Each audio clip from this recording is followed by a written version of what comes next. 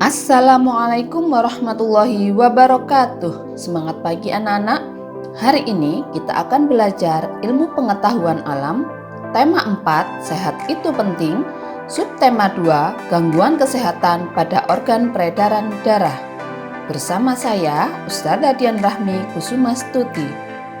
Sebelum memulai pembelajaran, mari kita baca basmalah terlebih dahulu. Bismillahirrahmanirrahim. Gangguan kesehatan pada jantung dan pembuluh darah manusia. Peredaran darah manusia sangat berperan penting bagi tubuh. Oleh karena itu, organ-organ peredaran darah harus selalu dijaga kesehatannya. Sistem peredaran darah manusia tersusun atas jantung, pembuluh darah, dan darah. Jika salah satu organ mengalami gangguan, peredaran darah akan mengalami gangguan dan tidak dapat bekerja dengan baik. Gangguan kesehatan dapat terjadi di jantung, pembuluh darah, ataupun pada darah. Berikut beberapa gangguan kesehatan pada jantung dan pembuluh darah. 1. Jantung koroner.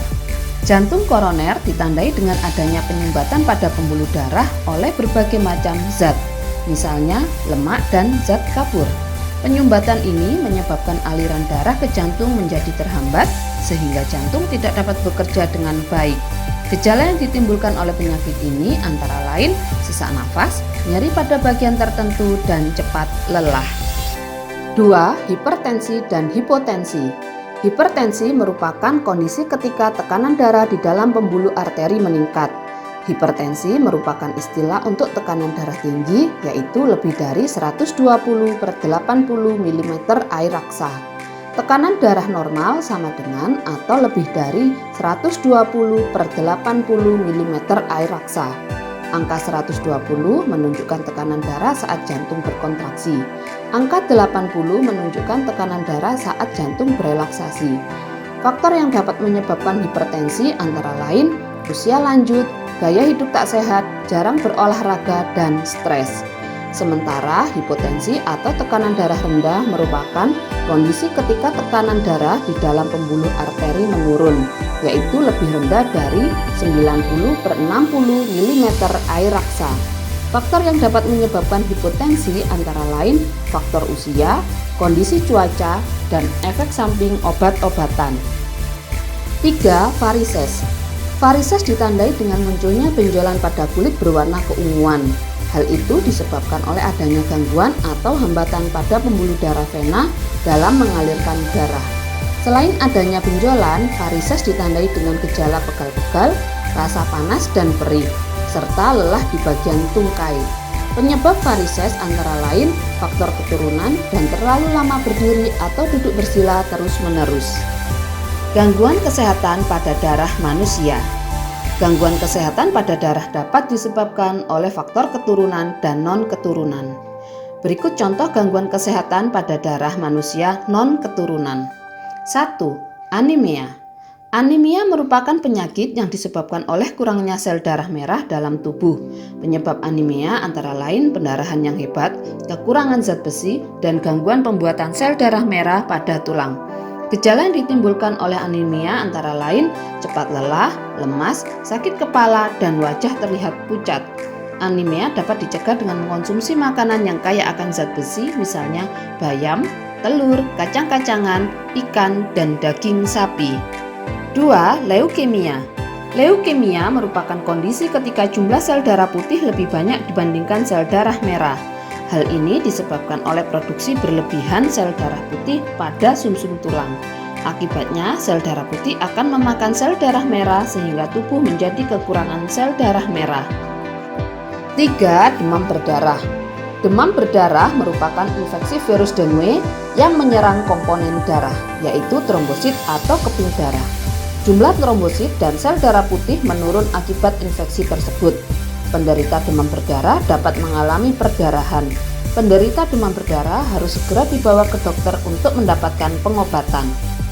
Gangguan peredaran darah yang bukan disebabkan oleh faktor keturunan dapat dicegah dengan menerapkan pola hidup sehat.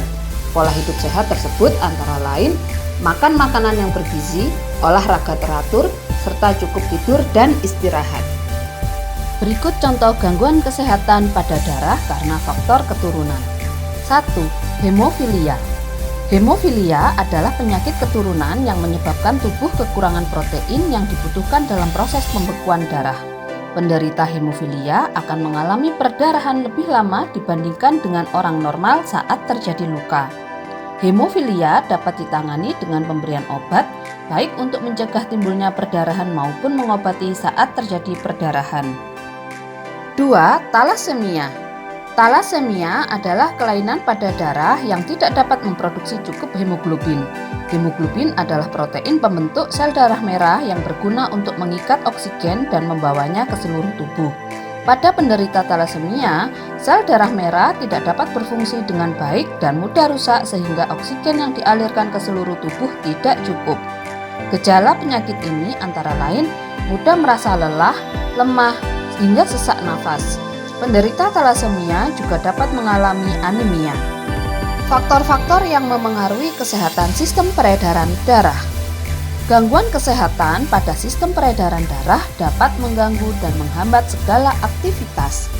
Berbagai gangguan kesehatan sistem peredaran darah tersebut dipengaruhi oleh berbagai macam faktor, antara lain sebagai berikut. 1. Gaya hidup. Seseorang yang memiliki gaya hidup yang kurang baik, misalnya mengonsumsi makanan berlemak secara berlebihan, tidur larut malam, dan jarang berolahraga, akan berpotensi terkena gangguan sistem peredaran darah. 2. Jenis makanan yang dimakan. Jenis makanan yang kurang bergizi dan terlalu banyak mengandung lemak dapat menyebabkan seseorang terkena obesitas atau tubuh kelebihan cadangan lemak. Hal tersebut juga dapat meningkatkan risiko penumpukan lemak di dalam pembuluh darah yang dapat memicu terjadinya hipertensi dan jantung koroner. 3. Faktor keturunan. Gangguan peredaran darah dapat disebabkan oleh sifat yang diwariskan oleh orang tua. Misalnya, jika orang tua, ayah atau ibu menderita hemofilia, 50% anaknya memiliki kemungkinan terkena hemofilia. Alhamdulillah, hari ini kalian telah mempelajari berbagai gangguan kesehatan pada organ peredaran darah. Semoga ilmu yang kalian dapatkan hari ini menjadi ilmu yang bermanfaat. Saya, Ustadzah Dian Rahmi Kusumastuti mengucapkan terima kasih dan wassalamualaikum warahmatullahi wabarakatuh.